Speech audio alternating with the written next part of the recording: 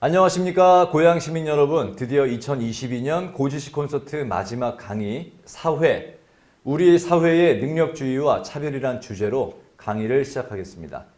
본 강의는 박권일 사회비평가와 조영근 한림대학교 교수와 함께합니다.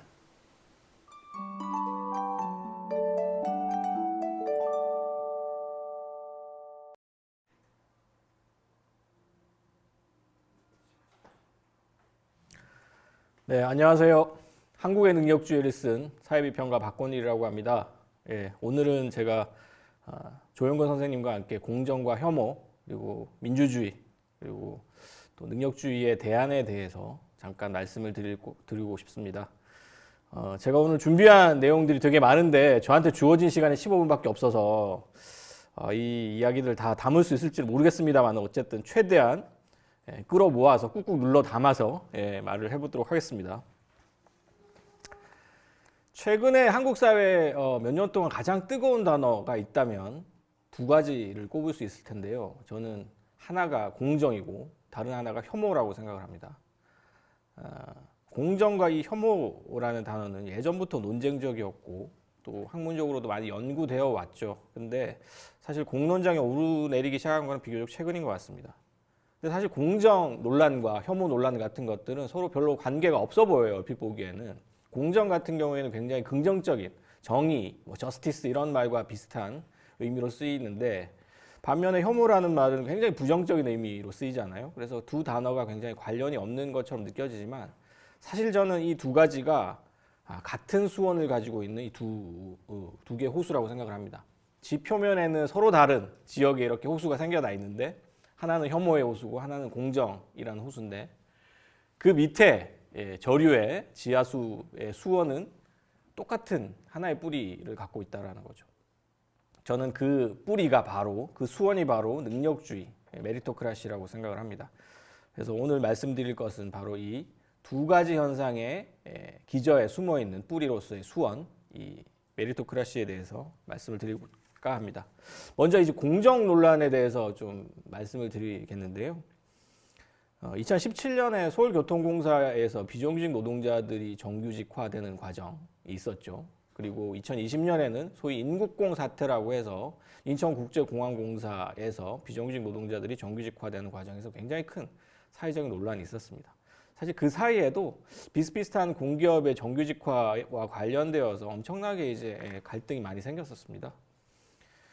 그 소동들을 보면서 사실은 한국 사람들이 이렇게 공정성에 집착을 하는구나, 이 공정성에 관심이 많구나라고 많이 느끼셨을 것 같아요.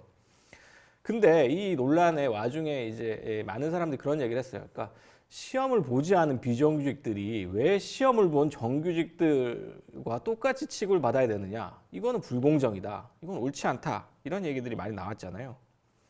그래서 이 부분들에 대해서 사실은 많은 사람들이 불공정하다는 얘기를 하면서 사실은 비정규직 노동자들한테 또 뭐 비난을 하거나 또 정부를 욕하거나 이런 일들이 많았습니다. 그런데 우리 좀 생각을 해볼 필요가 있어요. 시험에 합격한 정규직들은 시험에 합격했기 때문에 그런 정규직의 어떤 보호막, 정규직이 가지고 있는 여러 가지 특권들을 가지는 게 당연하고 비정규직들은 그렇지 않다라고 우리가 흔히 생각하는데 사실은 이 시험 합격증을 가지고 있느냐 아니냐를 가지고 어떤 특권을 주거나 어떤 뭐 보상을 주거나 하는 것들이 과연 우리가 공정하다고 할 수 있는지 이거를 좀 근본적인 차원에서 생각해 볼 필요가 있습니다. 사실 이 우리가 어떤 기업이나 회사에서 어떤 생산품을 만들어냈을 때 그 상품에 대해서 우리가 얼마만큼 기여했는지에 따라서 보상을 하는 것은 우리가 공정하다고 할 수 있겠죠. 그런데 그 회사에 들어갈 때 시험 성적이 좋았거나 나빴거나에 따라서 보상이 주어지는 것은 사실은 공정하다고 보기엔 좀 이상하죠. 왜냐하면 그 사람이 기여를 한 부분이 어느 정도인지를 알 수 없는 상태에서 시험 성적만 가지고 평가를 하는 거니까요.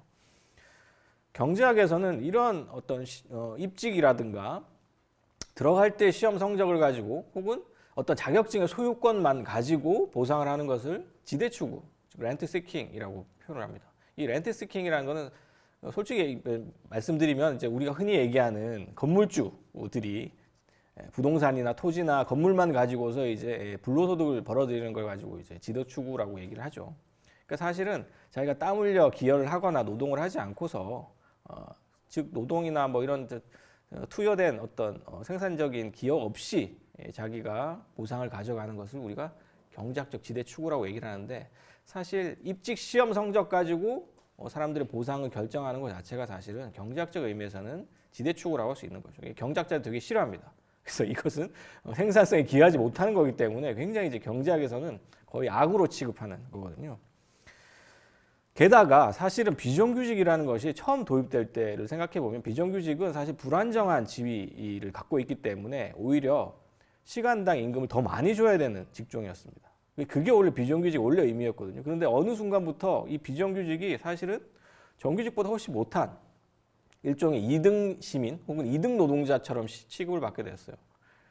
다른 나라 같은 경우에는 뭐 호주나 프랑스 같은 경우에는 비정규직 고용수당과 같은 제도가 있어서 소위 말하는 불안정 노동 혹은 비정규직 노동에 있는 노동자들이 돈을 더 많이 받습니다. 시간당 임금을 더 많이 받습니다. 그만큼 이제 반대급부가 주어지는데, 한국 같은 경우에는 비정규직은 일도 더 많이 하고 심지어 뭐 돈도 적게 받는, 이렇게 이중으로 처벌을 받는 그런 방식으로 비정규직 노동이 사실은 굳어져 왔던 것이죠. 이 부분은 사실 되게 잘못된 부분인데 여전히 사람들이 이게 옳다라고 믿고 있다는 거, 이 부분을 지적하고 싶고요. 또 한 가지 제가 이제 호수에 또 하나의 호수가 있다고 말씀드렸죠. 그게 혐오의 호수입니다. 요즘은 그렇지 않은데 예전에는 깜둥이라는 말을 사람들이 아무렇지도 않게 썼어요. 그러니까 흑인들을 가리켜서 깜둥이라고 그러고 이런 혐오 표현들, 헤이트 스피치라고 얘기하는 이 이야기들이 예전에는 아무도 문제의식을 갖지 않고 그냥 썼거든요. 근데 최근에는 이제 이런 말들이 나쁘다 이 인식이 있었죠. 이런 인식이 생겨난 여러 가지 계기들이 있겠지만 그 중에 하나가 일베, 소위 말하는 일간 베스트 저장소라고 불리는 일베라는 커뮤니티가 되게 큰 역할을 했습니다. 한 2010년대 초반에 생겨난 이 구구적인 커뮤니티인데, 여기서 이제 사실 굉장히 폐륜적인 혐오 표현들이 많이 나오고, 특히 이제 여성 혐오적인 표현, 그리고 호남 혐오 이런 것들이 너무나 이제 노골적인 형태로 불거져 나오면서 사람들이 이제 와, 이게 도대체 무슨 어떤 사람들이 이런 얘기를 하는가 굉장히 많이 놀랐었죠. 근데 이 일베의 내두익 담론들이 사실은 우리가 이제 흔히 헤이트 스피치라고 얘기하는 것들인데, 소위 뭐 인종이라든가 민족이라든가 성적 지향이라든가 종교, 뭐 지역 이런 것들, 장애까지 이런 것들 이유로 특정한 개인이나 집단을 차별하는 이런 말들인데, 사실은 이 일베가 이야기하는 것들이 한국뿐만 아니라 사실은 전 세계적으로 많이 문제가 되고 있습니다. 요즘 이 헤이트 스피치를 규제하기 위해서 뭐 독일과 같은 나라들은 굉장히 좀 강경한 제도적인 대책들도 많이 내놓고 있고요. 특히 이제 뭐 소위 말하는 네오나치라든가 이런 극우주의적인 포퓰리즘이 많이 창궐을 하면서 다른 나라에서도 상당히 많이 이런 현상들이 일어나고 있죠. 일본에서도 이제 뭐 제특회 같은 단체들이 특히 이제 중국인이나 한국인에 대한 혐오 연설들을 많이 내놓고 있죠. 근데 이런 일베에서 얘기하고 있는 이 혐오 표현들이 과연 일베만의 것인가 생각해 볼 필요가 있습니다. 그러니까 사실 일베가 처음 나왔을 때 많은 지식인들이 일베를 루저들의 집합소다 이런 얘기를 했거든요. 그러니까 사회에서 되게 이제 뒤처져서 사실은 뭐 그 루저인, 그러니까 이런 사람들이 낙오된 것, 어떤 원한 감정 때문에 저기 모여서 이런 것들을 토로하고 있다라고 얘기를 했었는데, 사실 이 일베 유저들의 사회 경제적 지위에 대해서 뭐 전수조사가 이루어진 적은 없습니다만은 나중에 이제 알게 됐죠. 이 사람들이 사실은 굉장히 특수한 어떤 괴물들이 아니라 그냥 평범한 우리나라의 평범한 20, 30대였다라는 것이 밝혀지는데 오래 걸리지 않았습니다. 일베가 지금은 사실은 많이 힘이 쇠약해졌는데 그 대신에 우리나라의 커뮤니티, 온라인 커뮤니티 대부분이 다 일베처럼 변했죠. 이제는 일베에서만 혐오 표현을 볼 수 있는 게 아니라 모든 온라인 커뮤니티, 오유라든가 뭐 MLB 파크라든가 뭐 이런 곳에서 온갖 곳에서 다 혐오 표현들이 넘쳐납니다. 그러니까 전 커뮤니티의 온라인 커뮤니티의 일베화가 일어난 거죠. 그리고 뭐 된장년이 김치녀 같은 말들은 일베에서 만든 말도 아니었어요. 그리고 뭐 휴거라든가 빌거라든가 이백충 같은 말들. 휴거는 뭡니까? 휴먼시아 임대 아파트 사는 거지. 빌거는 아파트 아닌 빌라에 사는 거지. 이백충은 월급이 200만 원 미만인 벌레 같은 놈들. 이런 말들이거든요. 이런 혐오 표현들이 사실은 일베가 만들어낸 말이 아니라 이미 일베 이전부터 혹은 일베 이후에 일베와 상관없는 곳에서부터 생겨났단 말이죠. 임계장 이야기라는 책을 보면 그 아파트 경비 노동자를 하시는 분의 어떤 사연들이 쭉 이제 감동적으로 펼쳐지는데요. 여기서 이제 되게 충격적인 이야기를 하셔요. 이 작가분이 아파트 경비원을 하시면서 아파트에서 청소를 하고 있는데 어떤 주민이 지나가면서 아들이랑 손을 잡고 지나가면서 아빠 저 사람 참 힘들겠다, 저 아저씨 참 힘들겠다라고 얘기를 했대요. 그러니까 아빠가 그래 너도 공부 안 하면 저런 일이나 하는 거야 라고 얘기를 하면서 지나갔다는 거예요. 그러니까 이런 일들이 사실은 경비 노동자라든가 청소 노동자들을 향해서 시민들이 아무렇지 않게 그냥 얼굴을 보면서 한다는 거죠, 한국 사회는. 그러니까 이런 일들이 일베에서만 벌어지는 것이 아니라 이런 사람들을 향한 뭐 약자나 소수자나 혹은 자기보다 지위가 낮다고 생각하는 사람들에 대한 그런 혐오적인 표현들이, 차별적인 표현들이 예전부터 있었습니다. 사실 70년대도 있었고 60년대도 있었고 80년대도 있었고 90년대도 있었습니다. 이게 일베라는 것이 어느 외계에서 갑자기 떨어진 에일리언들이 아니라 사실은 한국 사회에 내재되어 있던 모습들이라는 것이죠.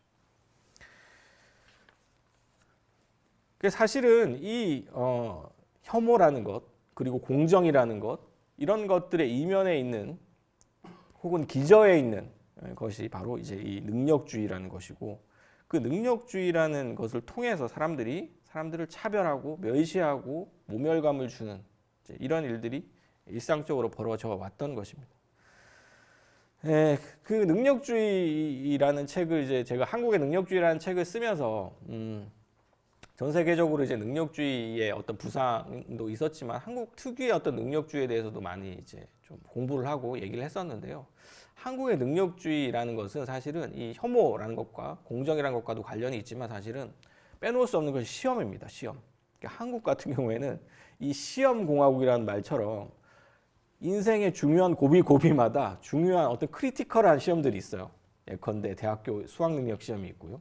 또 대학교를 졸업하고 나서 회사에 입사할 때 이를테면 공채 시험 같은 것들 혹은 고시 공무원 시험 같은 것들이 있고 또 심지어 문학을 하시는 분들은 신춘문예가 있죠. 엄청난 경쟁을 뚫고 합격을 해야 되는 또 심지어 한국에만 있는 제도입니다만은 기자를 뽑을 때 언론고시 소위 말하는 언론고시라고 해서 기자도 사실은 시험을 봐서 뽑습니다. 이런 나라가 한국밖에 없어요.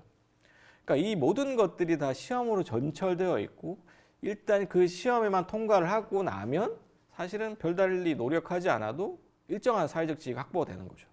그러니까 사실은 이런 것들이 사실 아까 제가 서두에 말씀드렸던 지대 추구, 렌트 시킹이라고 불리는 것이고 이것이 사실은 그 자체로도 좀 정당하지 않은 것이지만 사실은 사회 전체의 생산성을 많이 떨어뜨리게 되는 거죠.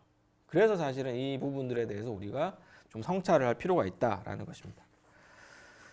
그렇다면 이 한국의 능력주의 혹은 이 공정성 혹은 혐오 이런 것들이 왜 이렇게 좀 극심해졌을까를 생각해 볼 필요가 있는데 저는 이것이 한국의 어떤 가치관, 한국 사람들의 어떤 가치관과 굉장히 밀접한 관련이 있다고 생각을 합니다. 이 가치관이라는 것에 대해서 로널드 잉글하트라는 사람이 오래전부터 좀 전 세계 한 100여 개 국가를 대상으로 많이 조사를 해왔어요. 80년대 초반부터 지금까지 거의 40년째 조사를 하고 있는 이제 월드 밸류 서베이스라는 그러니까 세계 가치관 조사라는 조사가 있는데 그 조사를 보면 한국 사람들이 굉장히 독특하다. 한국 사람들이 전 세계 수백 개 국가들 중에서도 상당히 독특한 모습을 보이고 있다라는 것을 알 수 있습니다. 특히 이제 이 세계 가치관 조사에서 굉장히 좀 독특한 부분들이 뭐냐면 보통은 우리가 곳간에서 인심 난다라는 말처럼 GDP가 뭐 $10,000, $20,000, $30,000 이렇게 올라갈수록 사람들이 좀 여유로워지고 약자나 소수자에 대한 관심도도 사회 전체적으로 올라갑니다. 그러면서 이제 환경이나 생태에 대한 관심도 올라가고 또 동성애자 같은 사회적 소수자에 대한 이를테면 관용 같은 것들이 같이 올라가게 돼 있거든요. 서유럽과 북유럽이 전형적으로 이제 이런 방식으로 사회가 발전해 왔는데 한국은 전혀 그렇지 않았습니다. 한국은 경제는 $10,000, $20,000, $30,000로 계속 올라가는데 이런 소위 말하는 사회적 약자라든가 소수자에 대한 관용도는 계속 제자리 걸음이었어요. 80년대부터 지금까지 40년째 계속 제자리 걸음이에요. 그리고 민주주의 역시도 한국 사람들은 이제 한국의 촛불 민주주의 그리고 한국 시민들의 어떤 광장의 민주주의에 대해서 굉장히 높게 평가하는 경향이 있습니다만은 전 세계적인 기준으로 봤을 때는 한국 사람들이 자부심을 가질 정도로 그렇게까지 수준이 높아지지는 않았습니다.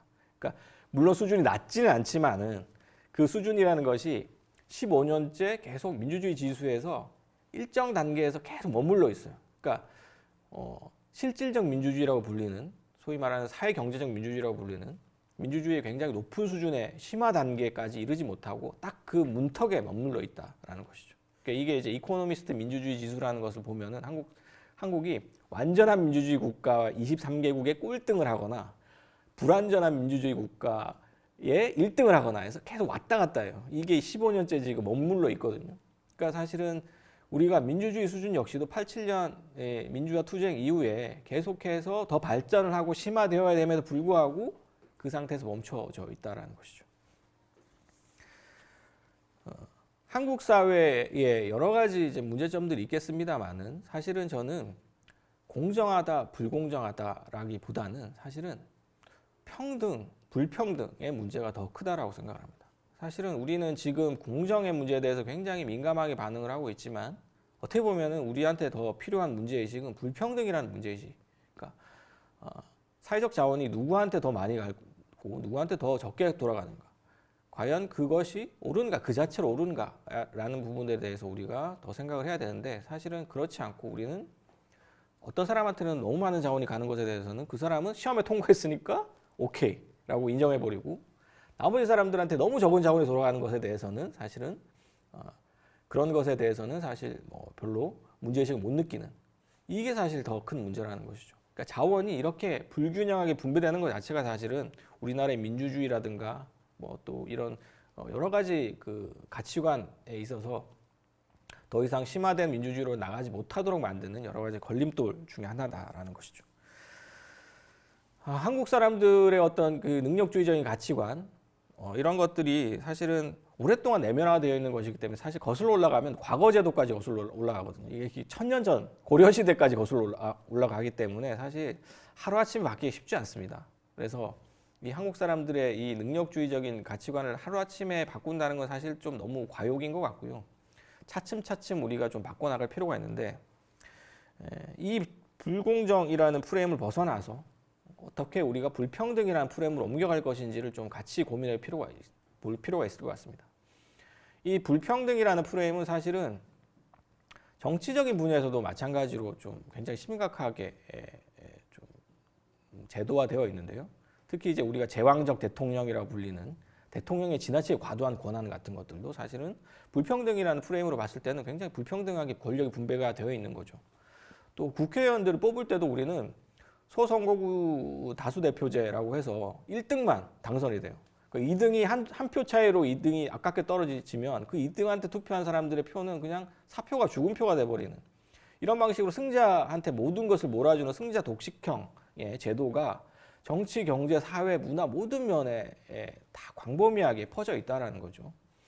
이런 승자 독식형 제도들을 하나하나 바꿔나가는 것이 다른 말로 얘기하면 사실은 민주주의를 심화시키는 과정이고 또 사회 경제적 민주화를 또 우리가 이룩하는 그런 방식이 아닌가 하는 생각을 해봅니다. 결국은 우리가 이 능력주의라든가 불공정이라든가 뭐 이런 문제들을 해결해 나가는 하나의 방식은 결국은 일종의 속된 말로 얘기하면 우리의 어떤 몰빵의 문화 혹은 몰아주는 문화, 한 사람한테 잘하는 사람 한 사람한테 모든 자원들 다 몰아주는 문화, 장남이 공부를 잘하면 장남한테 모든 것을 다 투여하는 그런 식의 문화, 이런 문화를 벗어나는 데서 출발한다고 생각합니다. 저는 그런 문화들을 만들어 나가는 것이 결국은 민주주의를 심화시키는 길이기도 하다. 그리고 그런 것이 결국은 진짜 정말 진정한 의미에서의 공정으로 나가는 길이다. 이렇게 생각을 합니다. 제 얘기는 여기까지 하도록 하겠습니다. 이제 조영근 선생님 말씀을 듣기로 하죠.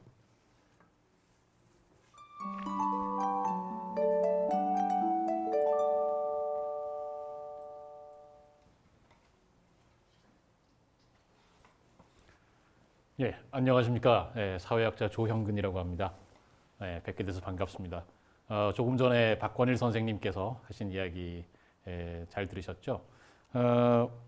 저는 조금 다른 측면에서 좀 오늘 능력주의, 공정, 차별 이런 이야기를 좀 해볼까 싶습니다. 우선 약간 변명을 말씀드리자면 우리 박권일 선생님은 작년에 쓰신 한국의 능력주의라는 책으로 지금 그 능력주의 논의를 이끌고 계시고 또 예전에 뭐 쓰신 88만 원 세대라든지 굉장히 한국에서 뜨거운 논쟁을 주도해 오셔서 잘 알려져 있는데 아마 지금 지금 시청하시는 분들 중에서는 저 사람은 누구지? 네, 이런 분들이 적지 않을 것 같아요. 그래서 제가 뭐랄까 조금은 민망스럽지만 저라는 사람이 어떤 사람인지를 여러분들이 딱히 궁금해하지 않으실 수도 있는데 그럼에도 불구하고 굳이 좀 알려드리면서 오늘의 주제하고 조금 매칭을 시켜볼까 이런 생각을 해봤습니다. 그래서 이제 제가 준비한 PPT가 좀 있는데요. 그걸 좀 보면서 한번 얘기를 해볼까 합니다. 오늘 제목을 제가 PPT 제목은 능력주의와 공정의 감각 이렇게 멋있게 뽑았는데 내용은 그다지 멋있지 않고요. 제 이야기 조금 하고 그다음에 어떻게 보면 박권일 선생님 이야기하고 좀 매칭이 될 만한 그런 얘기들을 조금 뽑아봤습니다. 한번 내용으로 들어가 볼게요. 우선 오늘 우리 이 고지식 콘서트 웹 포스터 나온 걸 제가 살펴봤어요. 여기 보면은 오늘 이제 세션 네 번째 세션 우리 사회의 능력주의와 차별. 그래서 박권일 선생님과 제 사진이 멋있게 나와 있습니다. 사진 보고 속았다 하시는 분들이 많을 것 같은데 예, 몇 년 전에 어디 이 매체에서 찍어준 사진인데 너무 잘 나와서 저걸 썼더니 많은 사람들이 윤상이라는 사람하고 너무 닮았다고 그러더라고요. 그래서 그렇구나. 죄송합니다. 실물은 이렇게 생겼습니다. 네. 저기에 제가 조형근 독립연구자로 공부하는 사회학자 그래서 이제 소개 문구를 달라고 그래서 저렇게 적어서 드렸어요. 동네 협동조합이 주된 서식처다. 동네 별명은 노마. 요노마 조노마 할 때 그 노마 맞다. 이렇게 적어서 제가 이제 이렇게 보내드리고 나서 나중에 4개의 세션에 이렇게 다 소개해 놓은 걸 보고 난 다음에 제가 참 민망스럽구나. 이렇게 경망스럽게. 근데 사실은 이제 조금은 생각이 있어서 저렇게 보냈습니다. 제가 이제 여기 고향이시잖아요. 바로 옆에 있는 파주에 살고 있습니다. 지금부터 만 8년 전쯤에 이사를 와서 파주에 정착을 해서 지금 살고 있는데 또 이사 와서 처음 생각은 전혀 그런 게 없었는데 우연하게 동네살이를 하게 됐어요. 지금은 정말 동네에서 살고 있습니다. 동네에 함께하는 협동조합 서점을 중심으로 이것저것 하면서 살고 있어요. 동네살이에서는 사람들이 곧잘 별명으로 서로를 부릅니다. 이렇게 무슨 님 하면 괜히 이제 위계도시게 그러다 보니까 또 친해서 자연스럽게 그냥 그 별명을 짓게 되는데 저는 자전거 타는 모임에 처음에 들어갔어요. 그래서 거기서 친해지다 보니까 이분들이 먼저 있던 멤버들이 다 끝을 마자로 자전거에 말이다 이거죠. 그래서 뭐 대마, 설마, 뭐 오만 가지 이런 식의 너는 뭐 할래? 그래서 저는 그냥 노는 말 할게요. 그래서 노마라고 지었거든요. 그래서 그냥 그렇게 노마 그래서 이제 뭐 발음하기도 좋고 괜찮잖아요. 그렇게 지냈습니다. 근데 어느 날 제가 책을 보는데 이런 구절을 발견을 한 거예요.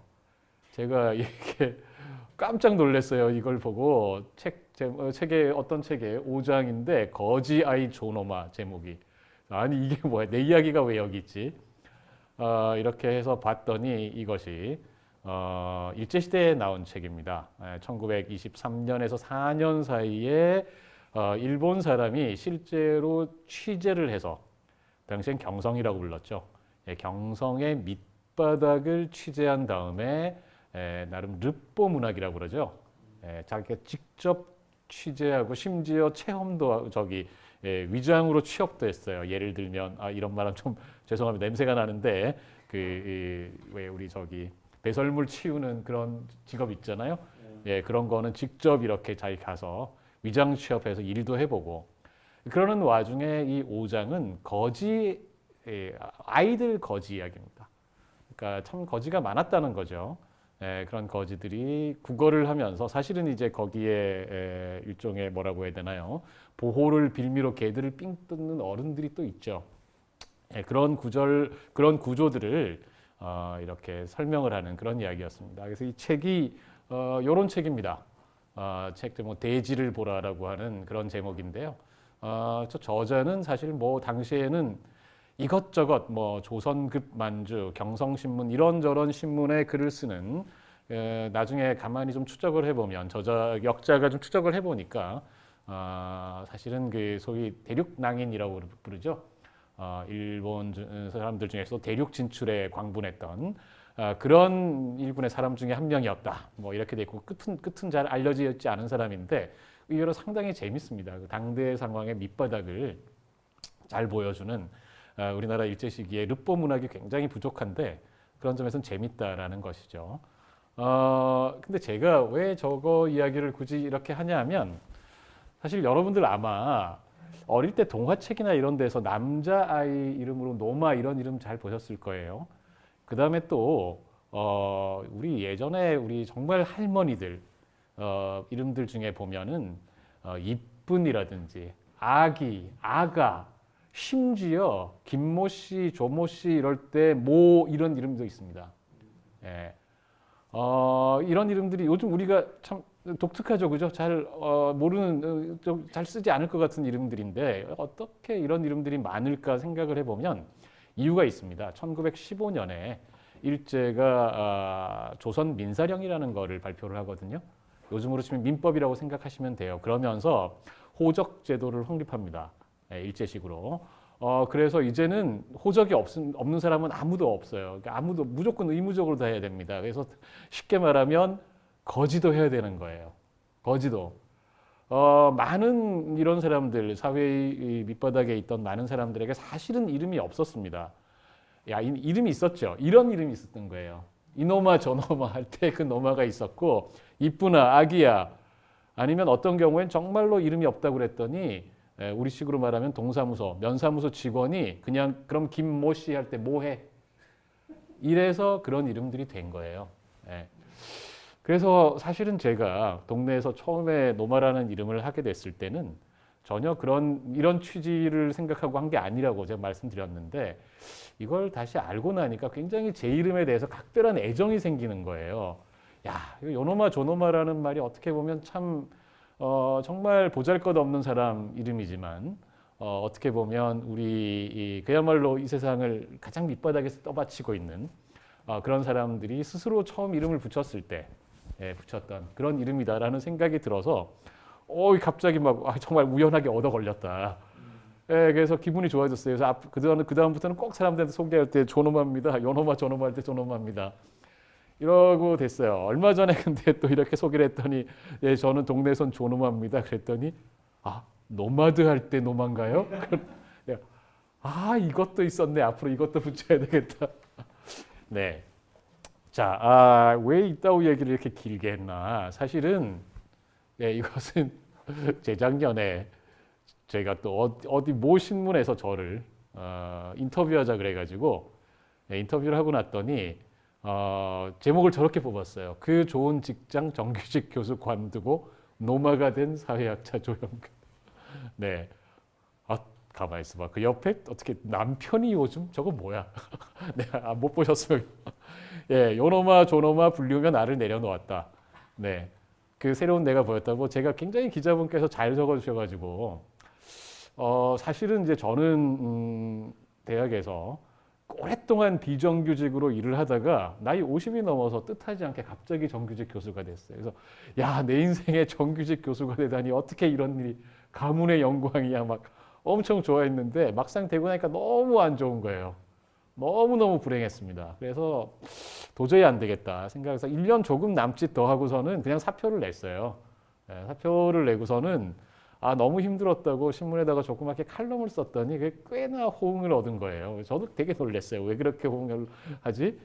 그 바람에 이제 사람들이 막 많이들 알게 됐어요. 용기 있는 사람이 나리 손에 그냥 힘들어서 그만둔 건데. 그래서 상당히 민망해졌는데 그 칼럼 썼던 신문 말고 다른 신문에서 저렇게 인터뷰를 하자고 그래서 했습니다. 사실은 제 이야기 드리는 이유는 제가 동네에서 살면서 요노마 조노마 할 때 노마예요. 알고 봤더니 거지아이 조노마였어요. 저는 이런 이름이 좋아요라고 얘기를 했지만 저 같은 사람은 사실은 이렇게 말을 하지만 알고 보면 저런 인간이라는 거죠. 진짜 정규직 교수까지 했던 인간이야. 그런 사람이 저렇게 겸손하게 요노마 조노마 이러니까 얼마나 더 좋아 보여. 이런 걸 제가 은연중에 이런 생각하고 있는 거예요. 마음속에. 그리고 다른 분들도 은연중에 이런 걸 다 스토리를 아는 분들은 이런 맥락에서 얘기를 하는 겁니다. 무슨 말입니까? 능력주의 비판도 능력이 있는 놈이 해야 되는 거예요. 예, 간단히 말하면 학벌 비판을 하려면 학벌이 좋은 사람이 해야 되는 거예요. 그래서 이건 굉장히 큰 문제고 사실 제가 이런 소리 하는 것도 그런 것의 일환이다.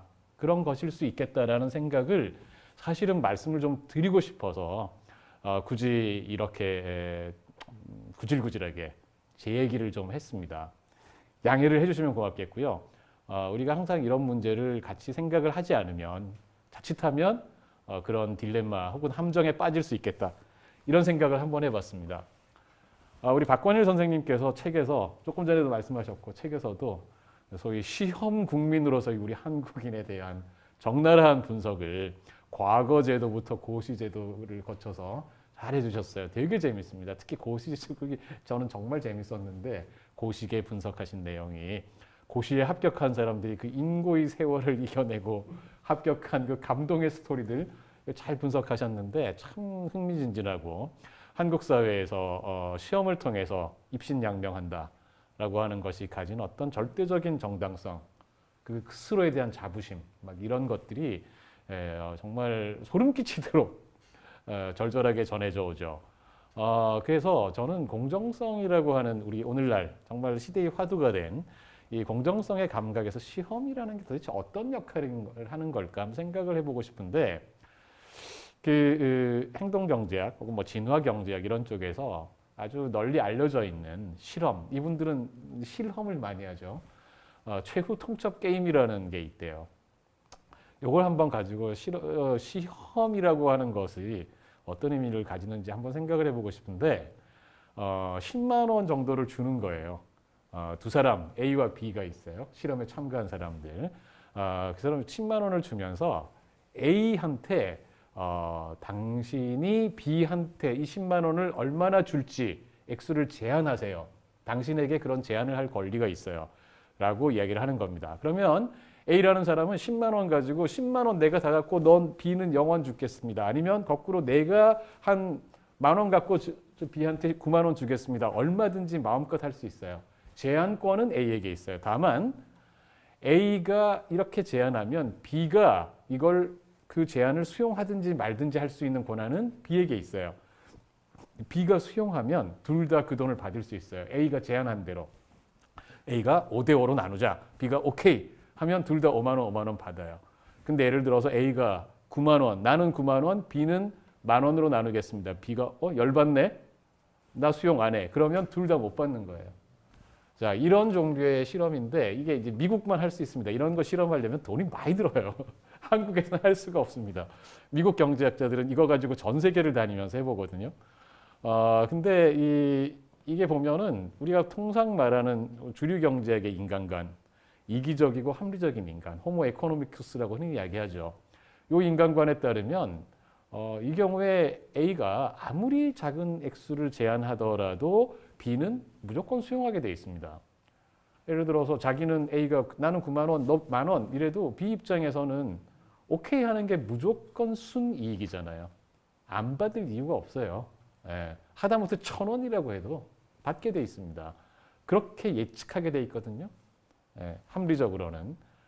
근데 실제 보면 어떻겠습니까? 여러 나라의 실험 결과를 보면 대체로 A가 3만 원 이하를 제한하면 B는 거부해 버린대요. 야, 괘씸하네. 너도 공돈인 주제에 그러면서 다 같이 못 받는 쪽을 선택한다는 거죠. 응징한다는 겁니다. 사람은 단지 그냥 돈 몇 푼에 좌우되는 게 아니고 자존심도 있고 정의감도 있고 이런 존재라는 것이죠. 자, 그런데 요거를 약간 변형을 한다는 거예요. 이 실험을 어떤 식으로 변형하냐면 10만 원을 똑같이 A하고 B한테 10만 원을 줍니다. 주면서 이제 그 사람들한테 설명 안 한 채로 상식 퀴즈를 내요. 그러면은 둘 중에 먼저 맞춘 사람에게 제안자 역할을 맡겨요. 이거는 사실은 상식 퀴즈를 풀게 할 수도 있고 뭐든지 해도 돼요. 저희 흔한 거로 또 가위바위보 시키기도 합니다. 그러니까 이유 설명 안 하고 그냥 시키는 거예요. 가위바위보 해가지고 나는 보내고 얘는 가위 냈다. 가위 낸 사람 제안하세요. 하고 하면은 결과가 어떻게 될까요? 예, 결과가 확 달라진다는 거예요. 제한자의 제한 액수가 아주 크게 내려가는데, 평균적인 제한 액수가 아주 크게 내려가는데 수용자들이 대부분 이를 수용한다는 거예요. 여기서 아주 핵심 포인트는 뭐냐면 이 사람들한테 퀴즈를 풀거나 가위바위보의 승부가 아무런 어떤 상관관계가 없다. 그런 걸 설명 안 한다는 거예요. 그냥 퀴즈 하나 풀어보세요. 그 다음에 맞추죠? 제안하세요. 그러니까 가위바위보 하세요. 이기셨네요. 제안하세요. 이 말밖에 안 하는데도 불구하고 사람들은 그것을 내가 이 승부에서 이겼기 때문에 나는 많이 차지할 권리가 있다. 또 거꾸로 수용하는 사람은 내가 승부에서 졌고 그렇기 때문에 매우 부당해 보이는 처사라도 수용해야 할 수밖에 없다라는 이런 식의 역할을 한다라는 것입니다. 우리 박건일 선생님께서 시험에 대해서 아주 구체적으로 많이 분석을 하셨는데 어떻게 보면 오늘날 한국에서 시험이라는 것이 사실은 이런 역할을 하는 것은 아니냐. 아까 박건일 선생님도 얘기하셨지만 시험이 정말로 우리의 업무 능력, 우리 직업에서의 성과를 직접적으로 보증하는 장치가 전혀 아닙니다. 시험 성적과 그것 사이에 인과관계가 있다는 것은 증명이 안 돼요. 그럼에도 불구하고 우리는 시험을 통과해서 정규직이 된 사람과 시험을 통과하지 못해서 10년간 그 일을 했더라도 시험을 통과하지 못한 사람은 차별받아야 된다라고 많은 사람들이 믿습니다. 그건 어떻게 보면 우리가 이런 식의 우리가 예전에 많이 쓰던 용어로는 이데올로기일 수 있는 것 아니냐라는 것이죠. 아무런 상관은 없지만 거기 인과관계가 전혀 없는데 가위바위보 하나를 넣은 거죠.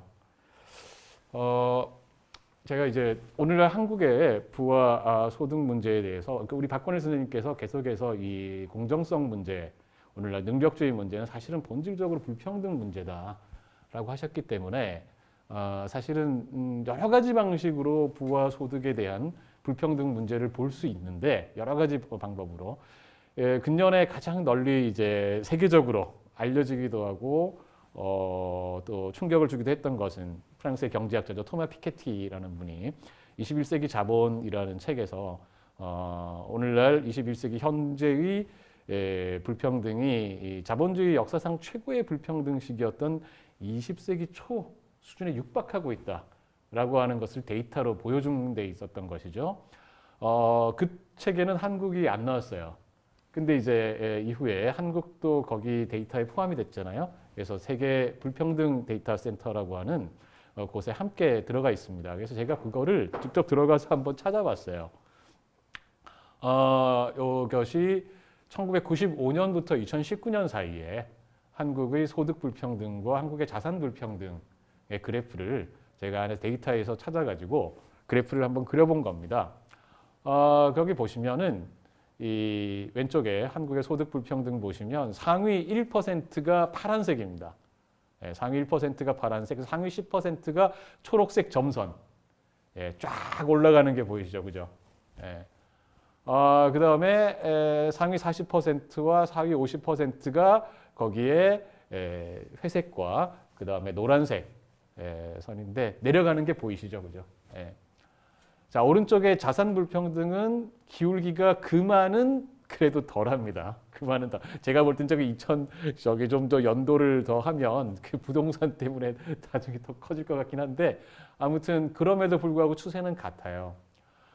잘 보시면은 사실은 정권이 바뀌어도 별로 차이가 없습니다. 추세에. 조금 전에 얼마 전에 대선 끝난 상황에서 이런 말씀 드리면 특히 이제 열심히 응원했던 후보가 떨어진 후보 쪽에서는 마음이 별로 불편하실 수도 있는데 사실은 이 면에서 보면 그다지 그렇게 사회적 약자에게 우호적인 정권이었는지 다시 말하면 부와 소득의 분배에서 불평등을 개선하는 데 적극적이었는지 사실은 의심스럽습니다. 그리고 어떤 면에서는 우리 한국 사회의 정치 엘리트들이 그런 면에서는 여전히 스스로들 엘리트고 그 다음에 그런 면에서 역시 능력 있는 사람들 우선으로 사회에서 능력 있다고 인정되는 사람 우선의 정책을 근본적으로 개선할 의지가 별로 없었던 것은 아닌가 이런 생각을 좀 해보게 됩니다. 그래서 저희가 해야 될 이야기가 참 많은데 박건일 선생님께서 논점을 크게 많이 제시해 주셨으니까 그래서 저는 이제 큰 틀에서 몇 가지 제 이야기부터 오늘 한국 사회까지 이렇게 한번 정리를 해봤습니다. 네, 일단 제 이야기는 여기까지 마치겠습니다. 네. 자, 네. 그럼 저희가 이제 그러면 함께 네. 박건일 선생님과 함께 얘기를 좀 나눠볼까 네, 네. 하는데 같이 한번 얘기를 네. 나누시죠. 박건일 선생님 저기 워낙에 오늘 박건일 선생님 논점을 엄청 많이 제기해 주셨어요. 네. 짧은 저는 15분이라고 그래가지고 몇 마디나 할 수 있을까 싶었는데 박건일 선생님께서 지금 거의 감당하기 힘들 만큼 많은 이야기를 제가 과욕을 부린 것 같습니다. 예, 굉장합니다. 네, 뭐 이왕 이렇게 된 김에 우리는 또 저기 여기 보니까 막 우리 유튜브로 질문들도 많이 올라오고 있고 네. 함께 섞어서 함께 얘기를 많이 좀 해보면 좋겠는데요. 우선 하나 그런 얘기를 좀 해보면 좋을 것 같아요. 유튜브 질문하고도 좀 관련이 될 텐데 유튜브 질문에 이런 게 있거든요. 그러니까 마이클 샌델의 공정이라는 착각, 공정하다는 착각이겠죠 아마. 네. 제목이 공정하다는 착각이라는 책을 읽고 많은 통찰을 얻었는데 비슷한 감상을 느끼게 됩니다. 박건일 선생님이 아까 발표하실 때 네. 이야기하실 때 나온 그렇죠. 그런 질문이었습니다. 감상입니다.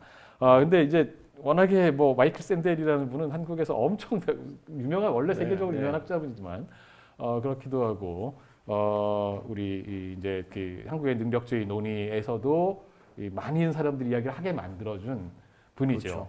그렇죠. 근데 그 책을 읽다 보면 샌델의 책도 그렇고 그다음 또 뭐 또 유명한 그런 책 중에는 보면 데니엘 마코비츠 같은 분, 엘리트 세습 이런 책들도 있고 미국에서의 능력주의 비판 책들이 사실 한국에 여러 권 좀 소개되고 있는데 그 읽다 보면 많은 공감이 되다가도 또 분명히 차이가 있거든요.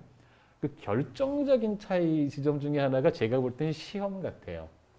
네. 그러니까 물론 거기 미국에서도 시험이 중요하긴 한데 미국에서는 이를테면 아이비 리그 같은 몇 개의 대학들 막 거기 가는 사람들 이야기 있잖아요. 그래서 정말 비싼 사립고등학교 나오고 아이비 리그 가고 그 다음에 막 이제 월스트리트나 아니면은 캘리포니아의 뭐 어디 저 실리콘밸리의 빅테크 이런 데서 어마어마하게 큰 1년에 막 저기 연봉으로 따지면은 몇 천만 달러 막 이런 거 버는 사람들 얘기가 막 나오는데 한국의 능력주의에서는 많이 나오는 게 예를 들면 대입 수능 시험이라든지 아니면 공채 그렇죠. 시험 굉장히 소박한 시험들이잖아요. 사실 네. 이 사람들의 세계와는 좀 저쪽 이야기는 약간 슈퍼 엘리트들 이야기들이 중심이라면 우리 쪽은 그게 아니고 서민들 이야기 같아요. 느낌이. 예. 그래서 제가 볼 때는 이런 차이가 한국에서 유달리 그러니까 아니면 우리가 이런 걸 수도 있잖아요. 사실은 우리나라에서도 최상위층에서는 그러고 있는데 우리는 모르고 있는 거예요. 아니면 이 사람들이 싹 감추고 있는 거예요. 저희가 당하고 있는 것일 수도 있죠. 아니면 그게 아니라 그러니까 사실은 뭔가 좀 차이가 있을 텐데 이게 이왕 이야기하는 김에 요거 미국 논의가 있어서 샌델 이야기가 있어서 선생님 생각하시기에 그런 점에서 한국 그 능력주의의 특징, 시험이라고 하는 거를 중심으로 일단 한번 선생님 생각하시기에 특징은 어떤 걸까? 마이클 샌델 얘기가 나왔으니까 좀 흥미로운 논점을 제기를 해주셨는데 마이클 샌델과 관련해서 제가 책에서도 이제 약간 좀 비판적인 마이클 샌델 책에 대해서 비판적인 이야기도 하긴 했지만 그 얘기하기 전에 선생님이 방금 이제 제기해주신 논점, 그러니까 미국의 소위 말하는 슈퍼 엘리트들의 세계, 거기 그 사람들도 사실은 뭐 아이비리그라는 엄청난 이제 대학들 가기 위해서 우리나라처럼 솔직히 뭐 우리 그 스카이캐슬에 나오듯이 과외도 받고 하거든요. 그런 사람들이 나중에 이제 삼위일체라고 불리는 그런 이제 소위 글로벌 뭐 그 금융 회사라든가 이런 뭐 신용 평가 회사라든가 로펌이라든가 이런 데 가서 이제 소위 말하는 글로벌 엘리트가 되는 사람들인 거죠. 그 사람들의 이야기하고 지금 한국 사회의 이제 그 수능 뭐 이런 이제 대입 얘기는 좀 다른 것이 아닌가라는 말씀을 하셨는데 저도 좀 동의를 합니다. 일단 한국과 미국의 어떤 시험, 대입 뭐 SAT라고 불리는 이제 미국의 수학 능력 시험과 한국의 수능이 이제 사실은 비슷한 배경을 가지고 만들어진 시험이긴 하지만 사실은 거기서 산출되는 어떤 사람들의 어떤 뭐 계급, 지위라든가 이런 것들은 조금 다르다라고 생각을 하고요.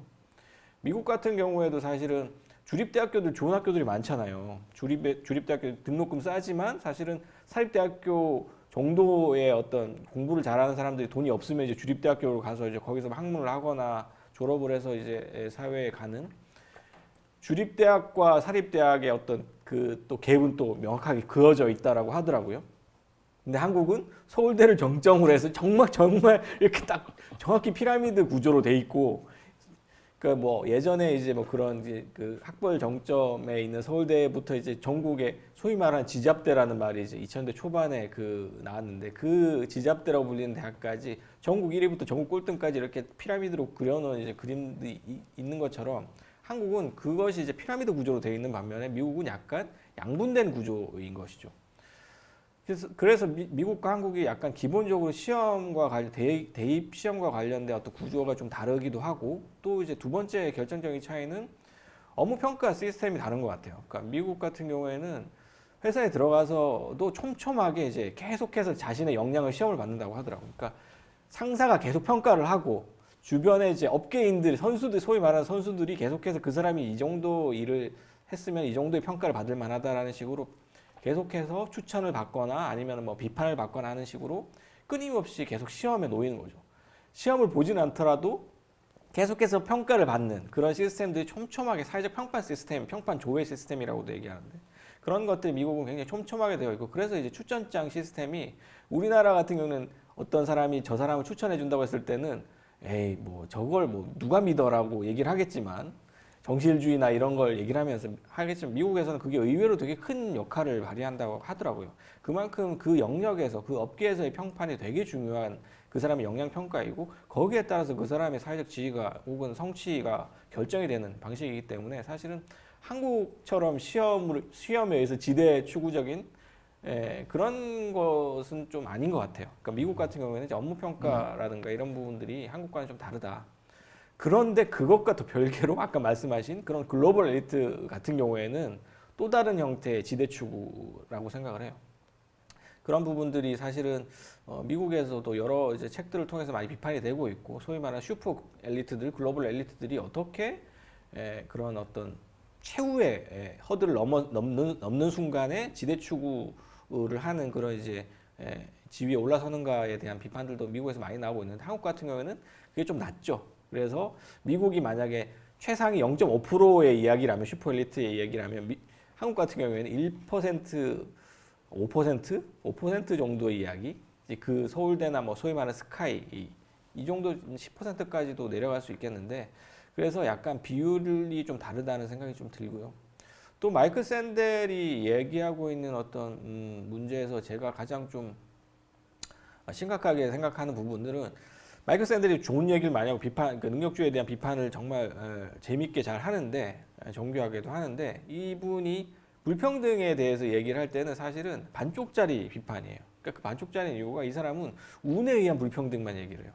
그러니까 우리가 운이 각자 다르잖아요. 우리가 이렇게 우연히 한국 사회에 태어나고, 우리가 이런 이제 뭐 중산층 부모 밑에서 태어나거나 혹은 뭐 부자 부모 밑에서 태어나는 것도 사실은 그냥 우주의 섭리인 거죠. 그냥 어쩔 수 없이 그냥 우리는 거기에 받아들일 수밖에 없는 운명처럼 운을 타고 태어나는 건데, 그렇기 때문에 사실은 그런 불평등을 우리가 정당할 수 없다라고 이제 얘기를 합니다. 거기까지는 오케이, 인정인데, 문제는 마이클 샌델이 거기서 끝낸다는 거예요. 그러니까 잘난 사람들은 겸손해야 된다.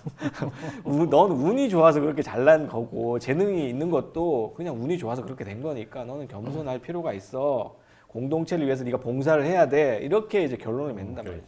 저는 그건 아닌 것 같아요. 물론 겸손해야 되는 건 맞는데, 겸손 안 하면 어쩔 건데요. 그 사람들이 그냥 자기 하고 싶은 대로 하면 어쩔 건데요. 그러니까 사실은 우리가 지금 겪고 있는 어떤 전 세계적 차원의 불평등, 그리고 한국 사회 불평등이라는 것은 물론 운에 의해서도 발생을 하지만, 사실은 기득권자에 의해서도 더 확대되고 격차가 더 벌어지는 거기도 하거든요. 그러니까 사실 불평등이라는 것은 사실 막스 베버 같은 사회학자들도 얘기를 했고, 또 뭐 다른 미국의 차 스틸리 같은 사람들도 얘기를 했지만, 사실은 기득권자들이 이미 벌어져 있는 격차를 점점 더 벌이는 인위적인 방식으로 장벽을 쌓고 사다리를 걷어차고 이런 방식들을 통해서 계속해서 불평등을 확대시키는 과정이었거든요. 그런데 그런 부분들, 인위적인 불평등이라는 차원을 사실은 얘기를 하지 않아요, 마이클 샌델이. 그러다 보니까 어떤 사회적인 사회 구조의 변형이라든가 개혁이라든가 이런 얘기를 하지 않는 거죠. 그냥 잘난 사람들이 겸손해야 된다라는 얘기를 개인적인 차원에서. 이런 부분들이 사실 너무 맥 빠지는 결론이 아닌가 하는 생각이 들어요. 그래서 미국과 한국 사회의 어떤 차이도 있고 또 마이클 샌델이 가지고 있는 논의들의 한계도 있다라는 거. 우리가 능력주의 비판할 때는 사실은 이런 부분들도 좀 면밀하게 봐야 되지 않나 하는 생각을 해봅니다. 또 자, 뭐, 예. 네. 질문이 질문들이 계속 올라오네요. 박관일 작가님께 질문이 탁 들어왔습니다. 야, 작금의 능력주의와 공정담론은 대다수 사람들의 이해관계에 실제로 부합하지 않는데도 이토록 열광하는 이유가 무엇일까요? 네. 이 얘기도 되게 재미있는 얘기도 하고 중요한 얘기인 것 같은데 아까 그 조영근 선생님께서 발표하실 때 그 게임 이론에 나오는 최후 통첩 게임 그리고 변형된 최후 통첩 게임 되게 이제 중요한 얘기를 하시는 것 같아요. 그러니까 저는 그 방금 이제 질문하시는 왜 사람들이 거기에 열광하는가, 능력주의에 열광하는가가 그 최후 통첩 게임과 관련되어 있는 이야기인 것 같아요. 그러니까 사람들은 불평등이 아무 이유가 없는 것이 분명할 때는 거기 반발을 하죠. 심지어 원숭이들도 바나나를 이렇게 여러 원숭이들한테 똑같이 나눠주면은 그냥 곱게 받아들이다가 한 명한테 너무 적게 주고 한 명한테 많이 주면 원숭이들도 거기에 반발을 한다고 하는 실험이 있는데 사람은 당연히 거기 반발하겠죠. 근데 아까 조영현 선생님이 예를 든 것처럼 그걸 살짝 변형해서 만약에 거기에 시험의 요소가 혹은 어떤 정당성의 요소가 살짝 들어가면 사람들 거기에 의외로 너무 쉽게 굴복을 한다는 겁니다. 그러니까 일종의 불평등에 대한 구실 혹은 핑계만 조금만 제공을 해주면 얼마든지 사람들은 그 불평등을 받아들인다라는 거. 그 불평등의 어떤 권력관계가 굉장히 자의적임에도 불구하고 그것에 대해서 누구나 조금이라도 납득할 수 있을 정도의 핑계만 제공을 해주면 거기에 사람들은 너무 쉽게 납득하는 또 측면들도 있다라는 거. 그러니까 우리가 가지고 있는 어떤 선천적으로 가지고 있는 유인원으로서 선천적으로 가지고 있는 공정에 대한 감각은 있어요 분명히. 그런데 그 생리적인 감각이라는 것이 의외로 또 되게 취약할 수 있다라는 거. 그러니까 우리가 능력주의에 대해서도 사실은 이것이 당연히 이데올로기이긴 한데 그 이데올로기를 우리는 쉽게 깰 수 있다라고 생각하지만 쉽게 깰 수 없다라는 거. 아까 조영현 선생님께서 중요한 말씀을 하셨는데 능력주의를 비판하는 우리의 머리로서는 비판하지만 사실은 몸은 여전히 능력주의적인 생각에 젖어 있는 거죠. 저도 능력주의에 대해서 근본적으로 비판해야 된다. 한국의 능력주의 심지어 책을 써서 비판을 하고 있지만 어느 순간 나도 모르게 능력주의적인 생각을 하면서 저 사람이 저 대학을 나왔구나. 좀 똑똑할 것 같은데 라는 생각을 나도 모르게 한다는 거죠. 대학 이름을 보면서. 근데 사실은 그런 것들 자체가 사실 능력주의가 역시 내면화되어 있다는 증거들이거든요. 그러니까 저 역시도 능력주의를 비판하지만 여전히 능력주의의 포로로 사로잡혀 있는 것이고 거기에서 빠져나온다는 건 쉽지 않다라는 거죠. 그래서 이 부분에 대해서는 사실은 우리가 정말 머리로 그냥 이해를 한다고 해서 쉽게 극복될 수 있다라고 저는 장담할 수 없다라고 생각해요. 그거는 조영근 선생님도 마찬가지고 저 역시도 마찬가지고 우리 모두가 다 해당되는 부분인 것 같습니다. 예, 아이고, 지금 막 질문들이 굉장히 크게 이것저것 많이 나오고 있어요. 그래서 저희가 조금 이제 일단은 한번 질문은 조금 있다가 다시 한번 얘기를 하고 조금 더 대담을 한번 이어나가 봤으면 좋겠다는 생각이 드는데요.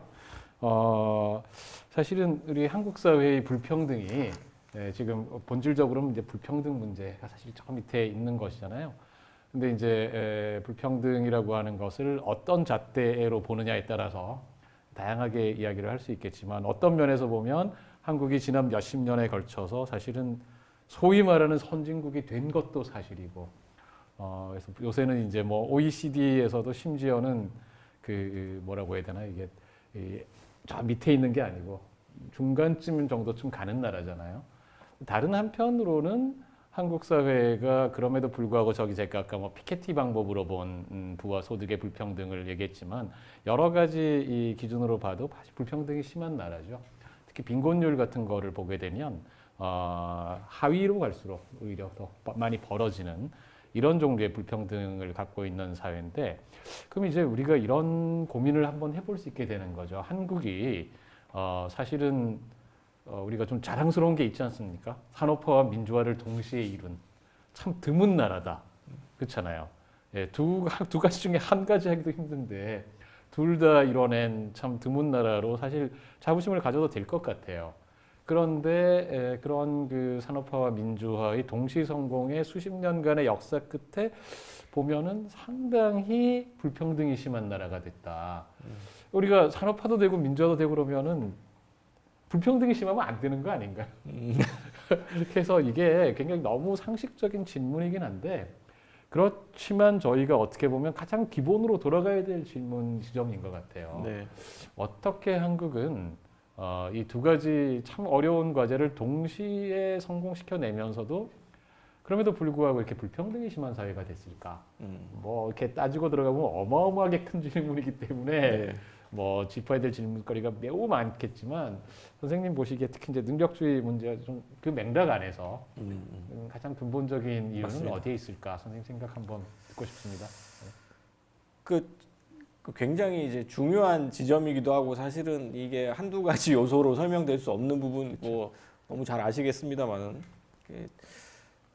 제가 한국의 능력주의에서 이제 그 세계 가치관 조사라는 데이터셋을 이제 가지고 쭉 한번 들여다봤는데, 그게 이제 무료로 공개가 되어 있어요, 온라인에.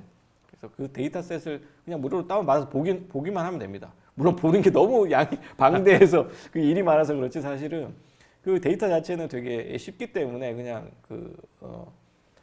보면 되는 건데, 거기에 나와 있는 데이터 중에서 제가 가장 충격을 받았던 데이터가 한 가지 있습니다. 그게 이제 인컴 이퀄리티라는 이제 문항인데, 이 문항은 40년 동안 계속 빠지지 않고 들어가 있는 문항이거든요. 그러니까 소위 말하는 필수 문항이죠. 그 인컴 이퀄리티 문항이라는 거 되게 단순하게 구성되어 있습니다. 질문이. 그래서 평등한 분배를 선호하시느냐, 아니면 불평등한 분배를 선호하시느냐, 이렇게 물어봐요.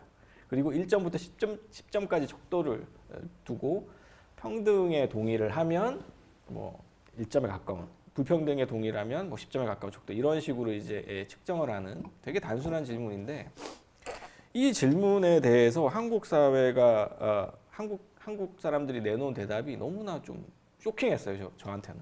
그러니까 보통 이런 질문을 하게 되면 보통 우리가 규범적이라고 생각하는 대답을 해요. 그러니까 사실 이게 질문이 공개적인 질문이고 공식적인 질문이라고 생각하기 때문에 많은 대다수의 인류는 자기가 실제로 그렇게 생각하지 않지만 많은 사람들이 남들이 옳다라고 생각하는 쪽을 이렇게 대답을 하거든요. 그게 이제 규범적인 대답인데, 그러니까 보통은 불평등보다 평등을 좋아하잖아요. 평등이 옳다라고 생각하고 맞다고 생각하니까 평등한 분배 쪽이 많이 나오게 되어 있거든요. 대부분의 나라들이 다 평등한 분배 쪽이 훨씬 더 불평등한 분배보다 높이 나오는데, 한국은 아니었어요. 한국은 불평등하게 분배해야 된다에 찬성하는 쪽이 평등하게 분배해야 된다는 쪽보다 3배가 넘게 나왔습니다. 그러니까 이거는 사실은 어마어마한 숫자가 나온 거죠. 그러니까 불평등한 분배 찬성한 숫자가 62% 정도 나오고, 평등한 분배에 찬성한다가 12% 정도가 나왔었는데, 이게 제일 최근 2020년 조사에서 다른 나라 비교 불가할 정도의 이런 높은 수준의 불평등에 대한 선호, 그러니까 불평등을 단순히 그냥 용인하는 수준이 아니라 굉장히 사랑하는 거죠. 불평등한 분배를. 그러니까 이게 이제 한국 사람들의 독특한 모습인데, 제가 데이터셋을 살펴보면서 한국과 거의 비슷한 유일한 나라를 하나 찾아냈어요. 바로 싱가포르였습니다. 싱가포르라는 나라가 국민소득이 1인당 GDP가 62,000달러 정도 되는 나라거든요. 다들 아시겠지만 굉장히 잘 사는 나라죠. 도시국가입니다만. 근데 이 싱가포르라는 나라가 사실은 또 한편으로는 산업화가 엄청나게 진전되어 있음에도 불구하고 민주화는 엄청나게 뒤처져 있는 나라예요. 싱가포르라는 나라 아직도 시민들을 태형을 하는 나라죠. 그러니까 바지를 다 벗겨놓고 직장에서 공무원들이 그 사람을 때립니다. 실제로 국가 관리들이. 그리고 그 뭐 민주주의 지수라든가 소위 뭐 언론 자유주의 지수에서 싱가포르는 200위권 안에 들어가 본 적이 한 번도 없는 나라예요. 그러니까 사실상 예전에는 독재 국가라고 불렸던 나라이고 지금도 이제 뭐 소위 국부라고 불리는 리칸유의 아들이 오랫동안 총리를 하다가 지금도 여전히 그 파벌들이 정치를 좌지우지하는 나라이죠. 그러니까 이런 것들을 보면 사실은 불평등에 대한 선호 그리고 능력주의에 대한 선호 이런 것들에서 싱가포르와 한국이 굉장히 유사하고 민주주의라는 부분에 있어서도 한국은 싱가포르 정도는 아니지만 딱 어느 정도 이상 못 가고 거기에 딱 문턱에 걸려 있다는 점 이런 부분을 봤을 때 확실하게는 말씀을 못 드리겠지만 이런 불평등에 대한 선호라든가 능력주의에 대한 선호라는 것이 사실은 사회경제적 민주주의 혹은 민주주의 심화라는 것에 굉장히 큰 걸림돌이 되고 있지 않은가. 그러니까 결국은 사람들이 가지고 있는 가치관들, 평등에 대한 가치관들, 그리고 분배에 대한 가치관들이 결국은 민주주의를 더 심화시키고 민주주의를 더 진전시키는 데는 상당히 큰 좀 장애가 되고 있지 않나 이런 생각을 해봅니다. 예, 그 박건일 선생님 말씀을 들으면서 어떻게 보면 우리들 얘기잖아요. 뭐 남 이야기가 아니고 그렇죠. 저희도 같이 한국 사회에 사는 사람으로서 특별히 예외가 아니겠죠. 그러니까 저희가 함께 만들어 온 이 세상이 그런 면에서 굉장히 불평등 지향적이다라고 하는 아픈 진단이 될 텐데 저는 선생님 말씀 들으면서 어떤 생각이 들었냐면 저희가 처음에 얘기할 때 이제 소위 한국은 산업화와 민주화를 동시에 두 가지를 동시에 성취한 참 드문 나라로서 자부심 가질 만하다라는 말씀을 드렸는데 그 두 가지를 동시에 성취하려고 하다 보니 그래서 그렇게 된 것인지 모르겠지만 한국 사회에서 특히 민주화는 박건희 선생님 누차 몇 번 말씀하셨지만 소위 제도적이고 흔히 말하는 정치적인 민주화라는 데에서는 사람들이 열심히 우리가 정말 싸우고 또 성취를 이뤄왔지만 민주주의 심화라고 할까요? 사회 경제적인 민주화. 우리가 좀 더 평등 지향적이고 그다음에 좀 더 일하는 사람들이 자기 일자리에서 권력을 갖고 힘을 갖게 되는 그런 의미에서 이 실질적인 사회 경제적인 민주화라고 하는 점은 제가 볼 때는 한국 사회에서는 거의 잘 의제화돼 본 적이 별로 없는 것 같아요. 그러니까 우리가 촛불 혁명 뭐 이런 얘기하면서 굉장히 한국인의 민주주의적인 어떤 에너지 이런 걸 스스로 좀 기뻐하기도 하고 자랑스러워하잖아요. 근데 이제 어떤 분께서 그런 표현을 쓰셨더라고요. 한국인들의 민주주의에 대한 태도의 가장 큰 특징 중에 하나가 일종의 마지노선 민주주의다. 네, 이런 표현을 쓰셨는데 마지노선이라는 게 되게 유명하잖아요. 프랑스가 1차 대전 때 독일한테 당하고 난 다음에 절대 안 돼 해가지고 이제 국경 사이에 완전히 어마어마한 요새를 갖다가 지었잖아요. 너네 절대 못 넘어와. 그래서 이제 마지노선은 절대 지킨다. 이 선만큼은 절대 지킨다라고 하는 아주 강력한 방어선을 우리가 흔히 마지노선이라고 비유를 하죠. 또 문제는 뭐냐면 역사적으로 마지노선은 의미가 없었다라는 거 아닙니까? 독일은 그렇죠. 마지노선으로 굳이 안 오고 돌아서 딴 데로 왔죠. 프랑스는 너무 어이없게 6주 만에 사실상 항복했죠. 강화협정을 맺었지만. 자, 이제 그런 의미에서 보면 한국인들이 일종의 그 주권의 행사 과정에서 나타나는 비민주성 이런 것에 대해서는 굉장히 적극적으로 민주주의적인 어떤 저항이라든지 행동을 하면서 마지노선을 지키는데 굉장히 적극적인데 그 마지노선 말고 좀 더 깊은 의미에서의 민주주의, 아까 좀 전에 말씀드린 그런 사회경제적인 차별을 극복해내고 일자리에서 일하는 사람들이 스스로 힘을 갖게 되고 이런 정도의 민주주의에 대해서는 마지노선만 지키려고 하다 보니까 그거는 중요하다고 별로 생각을 안 하는 것 같다라는 거예요. 거기에 대한 실천은 참 찾아보기 힘들고 뭐 단적인 사례가 조직주의죠.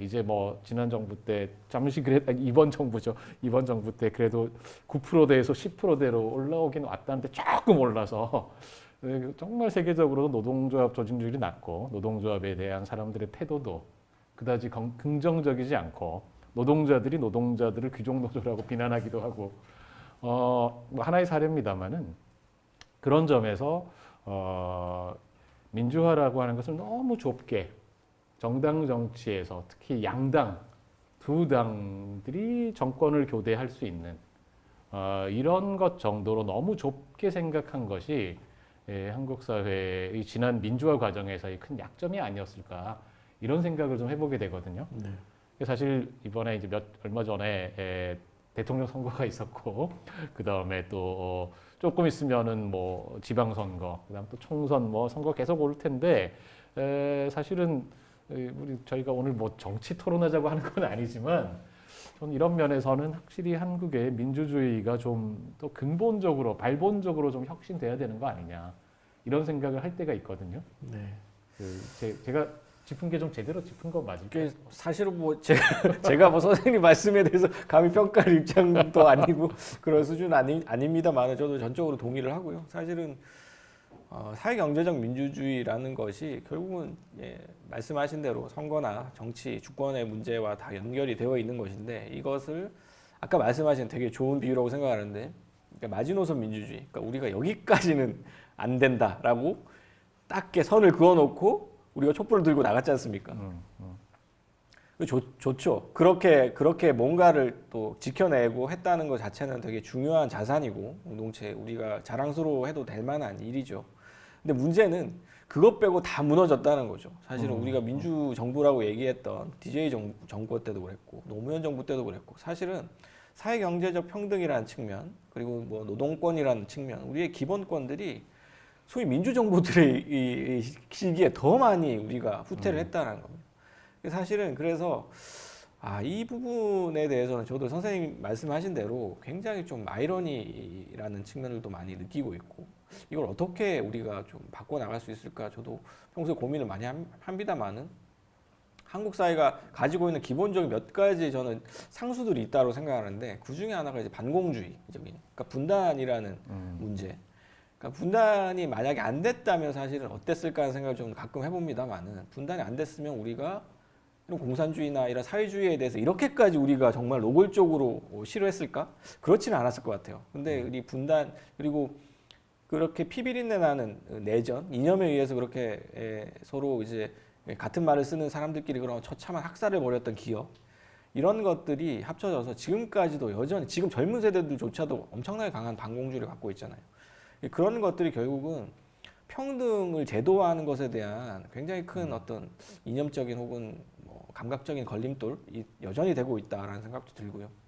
그래서 이런 부분들은 솔직히 얘기하면 하루아침에 바뀔 것 같지는 않습니다. 그런데 그럼에도 불구하고 우리는 민주주의를 만약에 심화시키고 싶다면 바꿔내야 되는 것이죠. 반공주의라는 측면들도 우리는 이제 좀 극복을 해야 될 필요가 있는 것이고 또 제가 최근에 이제 민주주의에 대해서 좀 고민을 하면서 가장 좀 문제의식을 느꼈던 것이 지금 젊은 세대로 갈수록 약간 권리라는 그러니까 민주 시민으로서 혹은 주권자의 권리라는 것을 약간 소비자주의적인 형태로 생각을 하는 것 같아요. 그러니까 보통 권리와 의무라는 것이 1대1 등가 교환의 관계는 아니거든요. 민주주의나 이런 이제 정치적인 어떤 우리한테 주어진 권리라는 것은 이만큼의 의무를 다했으니까 이만큼 주어지는 것이 아니라 천부인권 같은 그런 말이 있듯이 우리의 권리는 그렇게 주어지는 것인데 당연히 우리가 가져야 되는 것이기 때문에 주어지는 것인데 특히 이제 지금 청년 세대들이나 젊은 세대들이 가지고 있는 권리라는 것은 내가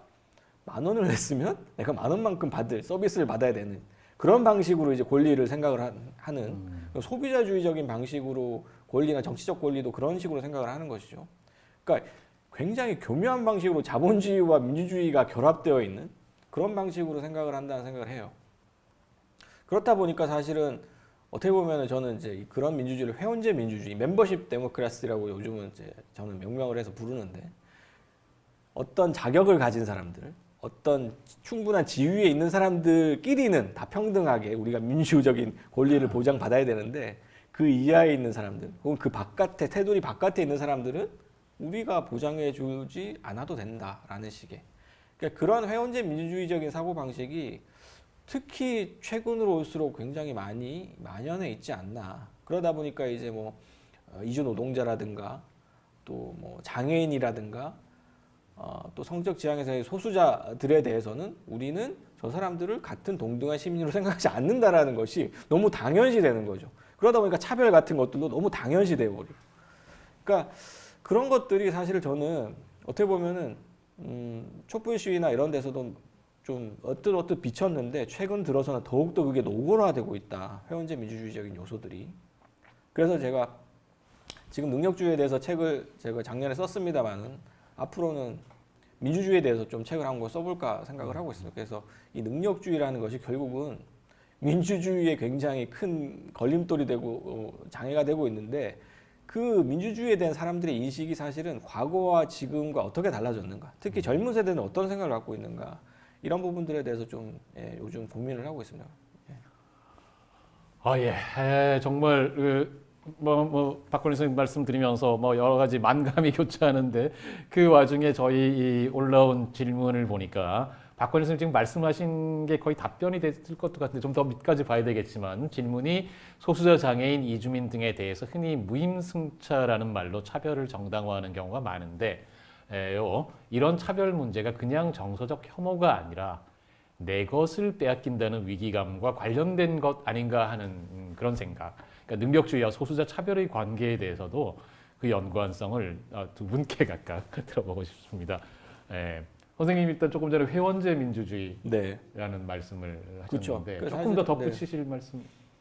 이제 그 이야기의 연장선에 있습니다. 사실은 소수자 약자들에 대한 어떤 차별이라든가, 사실은 저는 여성 된장녀 김치녀 같은 말도 사실 능력주의와 직결되어 있는 이야기들이거든요. 그러니까 김치녀 된장녀라는 말이 결국은 자기가 내야 될 몫을 내지 않고 남성들한테 편승하고 남자들이 밥값 내야 된다고 생각하고 이런 이야기거든요. 결국은 여성들이 이 무임승차를 한다는 얘기고, 호남 혐오 같은 것들도 사실은 일베나 이런 데서 나오는 얘기들도 결국은 호남이 별로 한 것도 없으면서 그 민주화 투쟁, 광주 항쟁이라는 이유만으로 한국 사회 자원을 자신들이 가져가고 있다라는 그런 식의 이제 이야기들이 호남 혐오 담론에 섞여 들어 있습니다.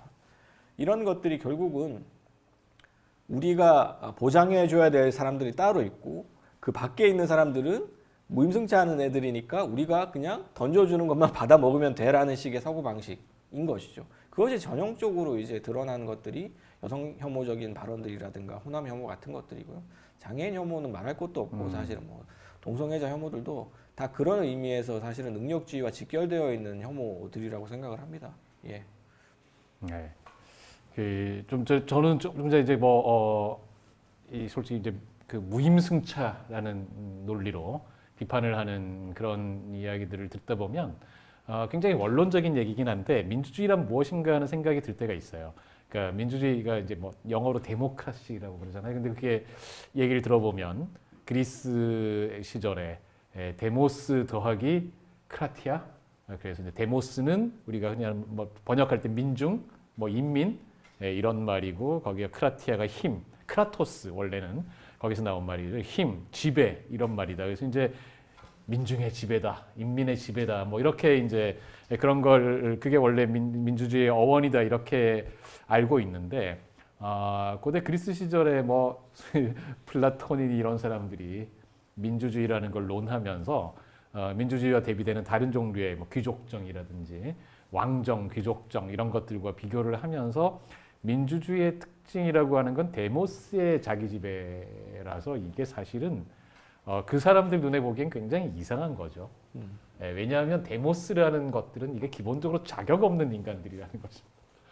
아르케 없다라는 표현을 쓰던데, 이제 아르케라고 하는 것은 원형, 뭔가 본질 이런 건데, 또 다르게 보면 자격이라는 뜻도 되고, 그런 게 없는 것들이, 다른 모든 정치 체제는 아르케가 있는데 데모크라티아에는 아르케가 없다. 이게 이제 자격 없는 그런 체제라는 것이죠. 자격 없는 자들이 저희 지배를 하겠다며, 그렇죠. 통치하겠다고 아무나들이. 그러니까 이게 한심해 보이는 것이죠.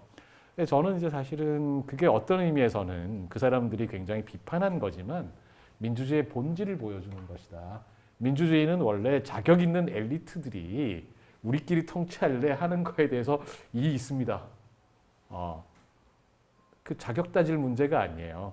라고 하면서 생겨난 게 원래 민주주의였고, 근현대 민주주의 역사 또한 그런 면에서 계속해서 그 민주주의가 점점 더 그전에는 자격 없다고 여겨졌던 사람들에게 그들이 자격을 스스로 요구하면서 깊어지고 넓어진 과정이었다라고 생각을 하는 것이고요. 사실 우리가 바로 그런 점에서 이익을 얻은 사람들이죠. 혜택을 입은 사람들입니다. 우리가 그 많은 사람들이, 한국인들이 이제 우리 전부 다 양반의 후예잖아요. 알고 보면. 그렇죠. 다 어디 성씨 본관 있고, 아까 제가 존 오마 얘기하면서 말씀드렸는데 사실은 상당수는 조선시대 후기까지 이름이 없지 않았습니까? 족보가 없었고 저도 성이 없었을 겁니다. 예, 예. 근데 이제 뭐 투탁이라는 표현도 씁니다. 이제 저기 다른 큰 가문에 들어가는 거죠. 살짝. 그 다음에 또 이제 족보를 위조하기도 하고 다양한 방법으로 이제 20세기를 거치면서 이쪽 역사하시는 분들은 그렇게 얘기하더라고요. 20세기가 족보를 가장 열심히 열광적으로 이 두 차례가 있습니다. 일제시대 때 1920, 30년대 때, 그 다음에 1960, 70년대 둘 다 사회가 급변하던 시절이에요. 이 시절에 우리 흔히 말하는 종친회, 화수회 이런 데 활동이 가장 활발했고 족보도 가장 많이 찍었습니다. 그래서 우리 전 국민이 양반이 됐죠. 전 국민이 양반이 돼서 이제 뭐 그냥 학자들이 다양한 방법으로 추정해 보면 조선 전기 기준으로 보면 양반이 아마도 인구의 한 3, 4%, 뭐 5% 안쪽이었을 거다라고 보고 있는데 지금은 다 100%가 양반의 후예잖아요. 우리가 그 와중에 이런 민주주의, 형식적 민주주의, 그다음에 또 87년 이후의 민주주의를 과정을 거치면서 저희가 나름대로 주권을 떳떳하게 행사할 수 있고 내 몫을 요구할 수 있는 사람들이 됐는데 민주주의 과정이라는 거는 어딘가에서 멈춰 세울 수 있는 게 아니어서 그 이후에 다른 사람들이 계속 등장해서 자기 몫을 요구하게 돼 있는 것이거든요. 저는 그런 점에서 보면 우리가 우리 다음에 지금 뭐 조금 전에 나온 소수자, 장애인, 또 이주민들 이런 사람들과 함께 어떻게 우리가 가진 것을 좀 더 나눌 수 있을까 이게 앞으로 중요한 우리 민주주의의 과제가 되지 않을까 이런 생각을 하게 됩니다. 또 질문이 나왔는데요. 와, 이 문제는 좀 더 아주 구체적이지만 그러면서도 생각해 보면 굉장히 뜨거운 질문일 수 있을 것 같아요. 사법고시 제도가 없어지고 로스쿨이 도입된 것이 기회가 평등화되었다고 할 수 있나요? 한편으로는 개천에서 용나는 상황이 막힌 것 같기도 해서요. 네. 어떻게 생각하십니까? 사법고시 그 고시계 분석하신 분으로서. 네. 그 사법고시가 부활할 수도 있다는 생각을 요즘 합니다. 윤석열 대통령 시대가 열리면 사법고시가 부활될 수도 있다라는 생각을 요즘 정말 실감을 하고 있는데 그렇게 되면 안 된다라고 저는 생각하고요, 개인적으로. 로스쿨에 대한 반대 여론이 되게 높고 사법고시 부활에 대한 여론도 거의 뭐 60-70% 정도 되는 걸로 알고 있습니다. 그만큼 이제 사법고시 제도라는 것이 개천의 용을 상징하는 제도이고 계층 사다리를 상징하는 제도로 여전히 이제 사람들한테 지금도 인식되고 있다라는 거죠. 개천에서 용났다의 상징이잖아요. 그렇죠. 네. 사법고시가. 근데 제가 그 고시계나 이런 사법고시 관련된 이제 자료들을 들춰 보면서 정말 예외 없이 느낀 감정인데 개천의 용은 개뿔이라는 것은 개천의 용 정말 유니콘보다 희귀한 존재였고 그거는 과거에 더 심했죠. 심지어 뭐 80년대 중반까지만 하더라도 심지어 여자 합격자들도 극소수였습니다. 80년대 중반에 대한변협에 등록되어 있는 변호사 중에 여자 변호사가 한 명이었습니다. 김태형 변호사. 한 명이었어요. 그러니까 지금은 사실은 여성들이 정말로 공부를 남학생보다 더 잘한다고 하잖아요. 그리고 뭐 사법고시에서 수석 차석을 다 여성들이 다 하고 사법연수원에서도 여성들이 이렇게 날아다닌다고 하는데 과거에는 여성들을 아예 그러니까 사실 사회적으로 배제되어 왔다는 거죠. 시험이라는 건. 그게 어떻게 개천용이에요. 집에서 몰빵을 하면서 그렇죠. 이렇게 지원을 해줘야 되는데 그렇죠. 여성에게 해주지 않는 그렇죠. 거죠. 네. 그리고 사실은 사법고시 역사상 고졸 이하 학력을 가진 사람이 합격한 경우가 거의 없습니다. 사실은. 개천용이면은 중졸, 고졸, 국졸도 다 합격을 해야죠. IQ는 공평하게 분배가 되거든요, 사실은. 그러면은 중졸, 고졸도 당연히 어느 정도 이상 비율이 합격이 돼야 되는데 왜 그러면 대졸자만 압도적으로 99.9%가 다 대졸자인가? 그건 설명이 안 되는 거거든요, 사실은. 그러니까 사실은 이 사법고시 제도가 개천용의 산실이었다라는 것은 정말로 만들어진 신화인 거죠. 그것이 사실은 여성의 합격률뿐만이 아니라 사실은 고졸 이하 학력 학자의 합격률도 적나라하게 드러나는 현실이고요. 사실 예전이나 지금이나 사법고시 합격하는 사람들은 집에서 밀어주지 않으면 불가능한 겁니다. 그거는 사법고시 하는데 돈이 얼마나 많이 드는데요. 그러니까 이 가문의 영광이죠. 그렇죠. 개인의 영광이 그렇죠. 아니라. 그러니까 이제 가문의 영광이 되는 건데 사실은 그렇게 얘기를 하면서도 사람들은 그게 마치 개천용인 것처럼 이렇게 착각을 하는 거죠. 그리고 지금도 사법고시 제도에 대해서 여전히 그런 향수를 가지고 있고 그건 되게 잘못된 것이고요. 로스쿨도 물론 사법고시를 극복할 수 있는 완벽한 대안은 아닙니다. 로스쿨 역시도 당연히 개천형을 만들어낼 만한 완벽한 제도는 아니지만 그래도 저소득층에 대한 지원이나 이런 부분에 있어서 사법고시에 비할 바 없이 잘 되어 있는 제도이고요. 로스쿨 제도를 조금씩 보완해 나가면서 우리가 정말로 개천형을 원한다면 그 개천형들에게 기회를 더 주는 방식으로 로스쿨 제도를 만들어 나가야지 그걸 더 후퇴시키는 방식으로 다시 돌아간다? 이거는 사실은 퇴행이라고 할 수 있는 거죠. 그리고 아마 이제 지금 이 경우에는 능력주의 뭐 특히 이제 그 이런 일종의 뭐랄까 성공 신화와 관련해서 사법고시가 얘기되니까 그런 면도 있긴 한데 원래 로스쿨 이야기할 때는 사법고시 폐지하고 로스쿨 도입할 때 여러 가지 취지 중에 하나는 사법 개혁 측면이 있었죠. 이제 고시라고 하는 게 특히 그 동기들 사이에 강렬한 일종의 동질적인 집단을 만들어내고 기수들, 서열 뭐 이 기수 문화들 이런 그렇죠. 것들이 있고 뭐 그런 얘기 너무 재밌더라고요. 뭐 검찰 개혁 때문에 상대적으로 덜 부각된 법원 개혁 이런 얘기 나올 때 보면 법원은 이 사시 성적 더하기 그 다음에 나중에 연수원 성적 이게 평생 가서 어떤 식이냐면 그 법원에서 같이들 식사하러 다닐 때 보면 그 성적 순서대로 계속 평생 걷는다고 줄 순서 다 그거를 이제 그런 말이 있을 정도로 이제 쉽게 말하면은 우리 사회에서 어떤 의미에서는 정말 참된 능력주의를 저해하는 경우에 또 좋은 능력주의도 있을 수 있잖아요. 근데 한 번 했던 그 성적을 평생 가져가게 만드는 그런 아주 폐쇄적인 제도라는 점에서도 문제가 많이 지적이 됐었던 게 기억이 납니다. 예, 마지막 질문이 이런 우리가 아까 계속해서 오늘 이제 시험 이야기 계속 많이다 보니까 아까 나왔던 이미 올라왔던 질문이었어요. 네. 시험의 문제가 계속 지적되고 있습니다. 한국 사회에서 누구나 시험 때문에 고통받고 있잖아요. 사실은 승자도 사실은 시험 때문에 고통받고 있는 것인데 시험 없이 공정하게 입학 채용 관문을 통과할 방법이 있을까요? 시험을 유지하되 관용, 배려, 이해의 덕목을 갖고 공정함을 추구할 수는 없을까요? 어떻습니까? 이거 굉장히 답답해요. 정말 이게 아주 현실적인 질문인데. 네. 저는 좀 발상을 전환을 해야 될 필요가 있다고 생각합니다. 자꾸 시험에서 우리가 공정을 자꾸 찾으려고 할수록 우리는 이 바닥 없는 늪에 빠져들 수밖에 없습니다. 그러니까 사실 수능이란 대학 대입 제도만 하더라도 수많은 똑똑한 사람들이 수십 년 동안 이걸 어떻게든 공정하게 바꿔보려고 많이 노력을 해서 지금의 수시 제도가 된 거거든요. 그 입시 지옥에서 어떻게든 아이들을 좀 해방시켜 보려고 그런 1등부터 꼴등까지 줄 세우는 그런 학력고사식의 그런 야만적인 시험이 아닌 좀 자유롭고 좀 더 진취적인 그런 사람들을 만들어 보기 위해서 이런 입시 제도가 된 것인데 이건 역시도 사실은 다시 또 돌아가는 거잖아요. 그것은 왜 그러냐? 시험 제도의 문제가 아니기 때문이죠, 사실은. 그 시험에 통과해서 명문대라고 불리는 그런 대학에 들어가서 그 명문대를 졸업한 사람들에게 주어진 사회적 보상이 여전히 어마어마하게 크기 때문이거든요.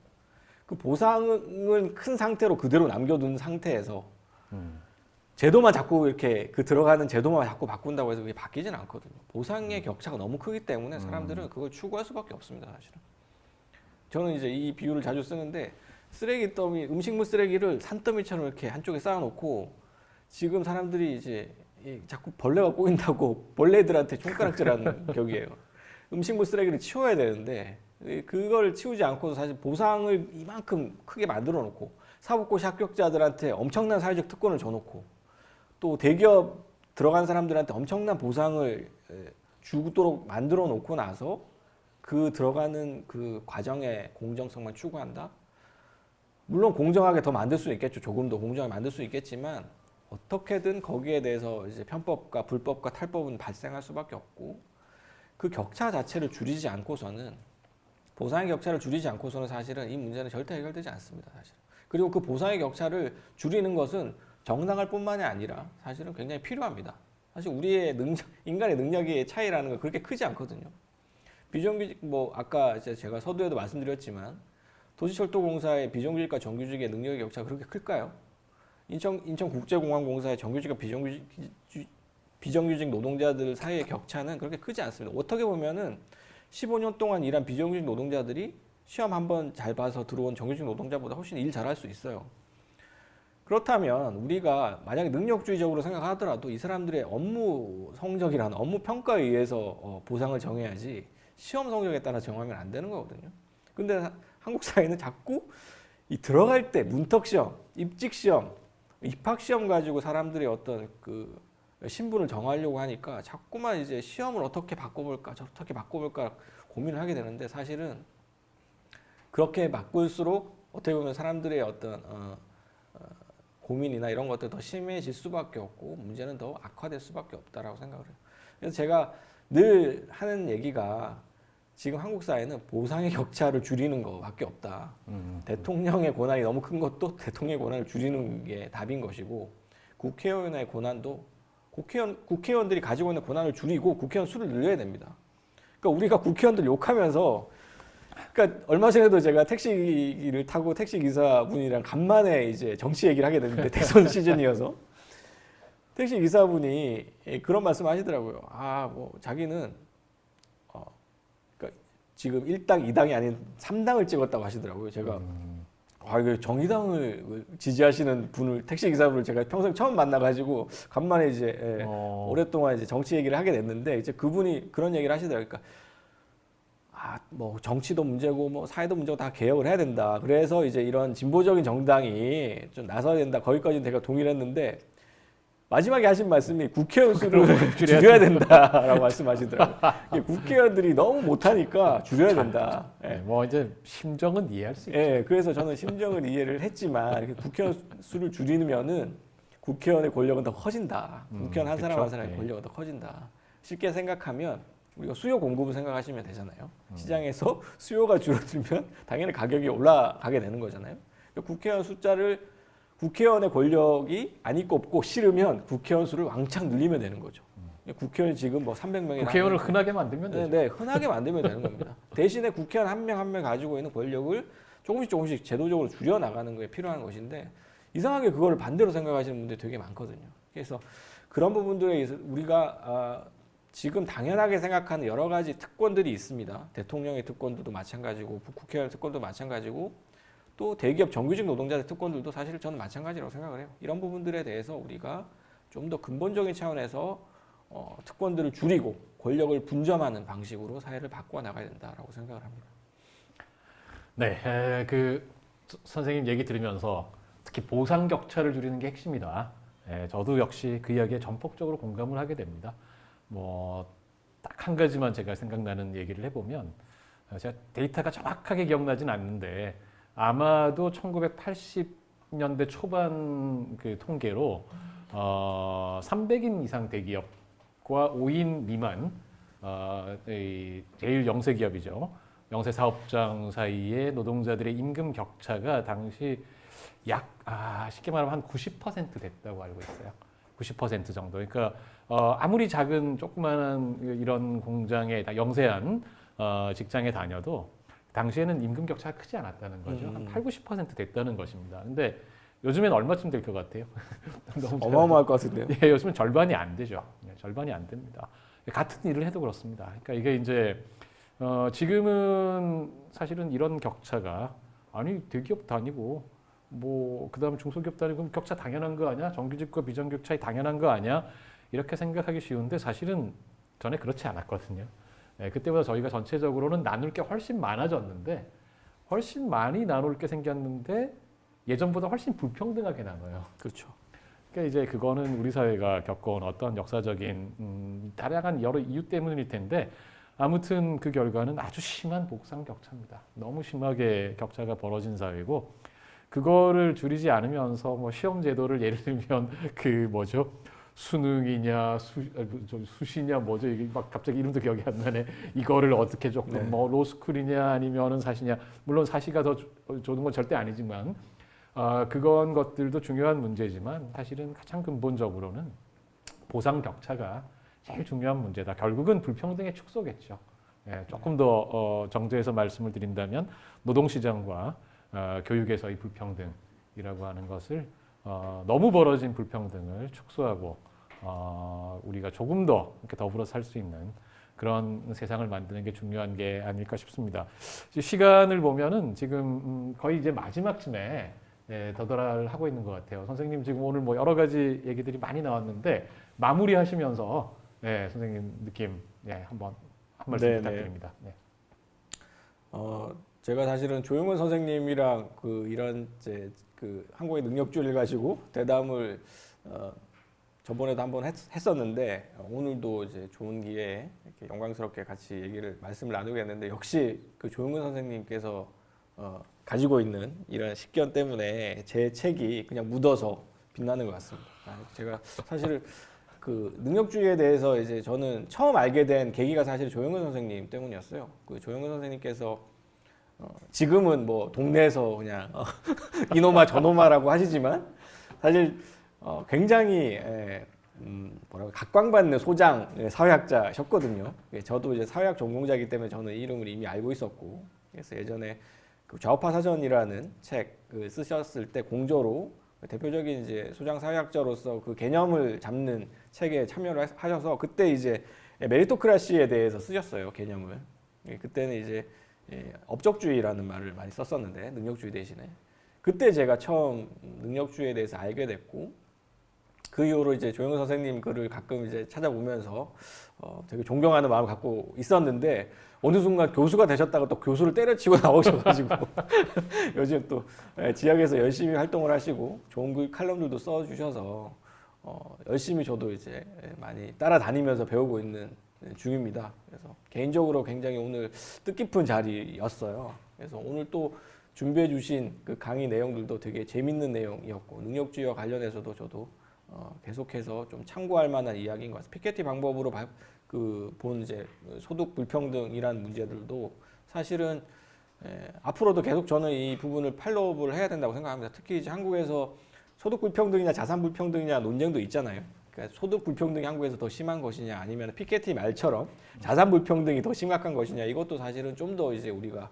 머리를 맞대고 논의해야 될 부분인데 사실 불평등 자체에 대해서 잘 얘기를 하지 않는 분위기다 보니까 공정, 뭐 불공정 이렇게 얘기하다 보니까 사실은 어떻게 보면은 정작 이야기해야 될 저런 이야기들을 오히려 더 못하게 되는, 그래서 불공정 논란에 묻혀서 어떻게 보면은 불평등을 더 얘기 못하게 되는 굉장히 안타까운 상황인 것 같아요. 그래서 제가 이제 늘 강연에서 강조하듯이 말씀을 드리자면 이제 우리는 불공정이 아니라 불평등이라는 문제에 새삼스럽게 다시 주목을 해야 된다.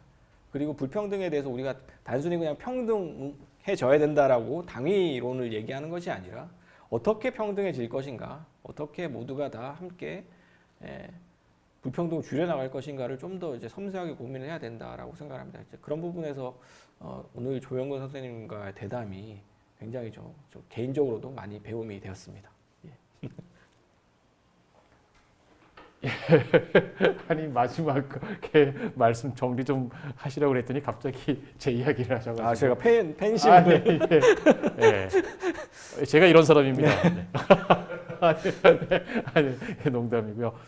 저도 딱히 더 덧붙일 말씀은 없는데 그래도 일단은 하나 그런 생각은 듭니다. 저희가 사실은 한국의 능력주의라는 이제 우리 박권일 선생님의 책이 이런 대담을 하게 만든 계기가 됐는데. 아까 마이클 샌델 책 이야기하신 분이 있었잖아요. 그래서 굉장히 이제 유명한 분이고 뭐 좋은 이야기를 많이 해주시는데 사실은 우리가 이제 어떤 경우든 뭐 아까 투마 피케티도 얘기 나오고 외국에서 나오는 훌륭한 논의가 우리에게 자극이 되고 도움이 되는 게 큽니다. 열심히 공부해야죠. 근데 늘 언제나 마찬가지지만 우리 자신의 문제는 그분들이 해결해 주는 게 아니고 우리들이 스스로 해결해야 되는 것이고. 이래야 되는 건데 그런 면에서 박권일 선생님의 저작은 한국의 능력주의가 여러 사람들이 많이 이렇게 저도 한때 옛날에 잠깐 이야기를 했었습니다만 이렇게 저렇게 조금씩들은 얘기하지만 본격적으로 정말 의제로 만드는 데는 다 모자라는 부분이 있었습니다. 박권일 선생님의 한국의 능력주의 책이 그런 점에서는 어떻게 보면 우리의 논의를 한 단계 진전시켜준 중요한 계기가 됐습니다. 뭐 선생님 책의 내용에도 우리가 모두 다 동의하거나 그럴 필요는 없어요. 그게 아니라 논의를 할 수 있는 중요한 발판을 만들어 주셨다는 것이죠.